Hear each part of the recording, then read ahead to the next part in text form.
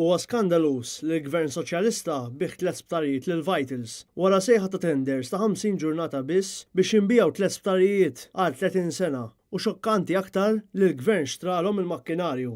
Dan huwa gvern li għalih anke s-settur tas-saħħa, ġifieri l-ħajjiet tagħna l-Maltin u l-Awċin ma jiswew xejn ħlif pedina oħra biex ikun jista' jissarrafa fil-kilba tiegħu għall-poter u għall-flus u għall-profitt.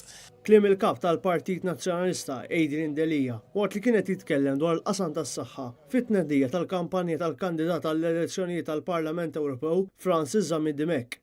Fir-rigward tal-kandidatura tiegħu, Adrian Delija tkellem fuq il-passjoni tal-MP Nazzjonalista biex jgħin lin-nies tramite l-politika saħansitra fuq l-aktar ħtiġijiet bażiċi tan-nies.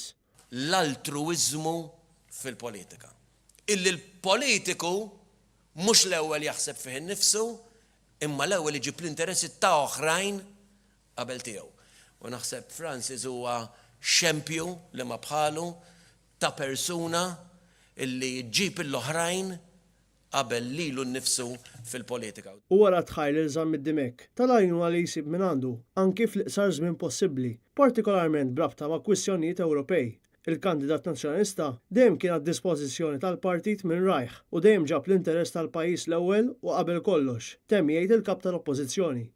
Diskors waqt it-tnedija tal-kampanja tiegħu, Francis Zammit Dimech wera d-determinazzjoni tiegħu li jkompli jħares ir-reputazzjoni ta' pajjiżna u d-drittijiet taċ-ċittadini Maltin fil-Parlament Ewropew.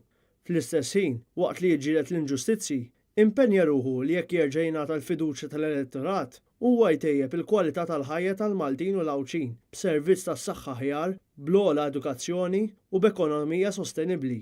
Għalhekk kien imperattiv għal Francis Zammit Dimech li jinseċ il-messaġġ tal-Partit Nazzjonalista flimkien għal pajjiżna fil-kampanja tiegħu. Il-messaġġ li qed nenfasizza huwa ibbażat totalment fuq hekk.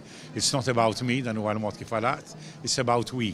Il-messaġġ anki tal-grupp tal-Partit Popolari Ewropew kif se jiżgur jispjega aktar għada Manfred Weber huwa the power of we. Aħna kollha bħala tim flimkien.